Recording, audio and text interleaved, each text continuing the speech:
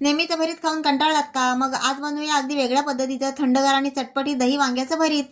सर्वात आधी एका मोठ्या भरताच्या वांग्याला मी सुरीने कट मारून घेतले आणि प्रत्येक कटमध्ये मी एक एक अशी लसूणची पाकळी घालत आहे. अशी कटमध्ये लसूणची पाकळी घातल्यामुळे वांग्याला गॅप होतो आणि वांग मस्त भाजलं जातं. आता वांग्याला तेल लावून घेतलं आणि त्याला मस्त गॅसवर खरपूस भाजून घेतलं. पूर्वी आम्ही वांग चुलीत भाजायचो, पण आता तशी सोय राहिलेली नाही म्हणून गॅसवर भाजावं लागतं. वांग थंड झाल्यावर त्याच्यावरचं साल असं काढून घेतलं. आता या वांग्याचं देठ असं बाजूला काढून घेते आणि त्याला सुरीच्या साहाय्याने स्मॅश करून घेते.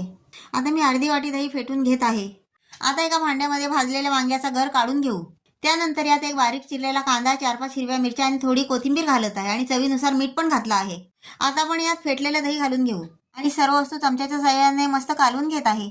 आता सर्वात महत्त्वाचा टप्पा म्हणजे गरम तेलामध्ये जिरे, मोहरी आणि कढीपत्त्याची फोडणी द्यायची आणि ती थेट भरितावर ओतायची.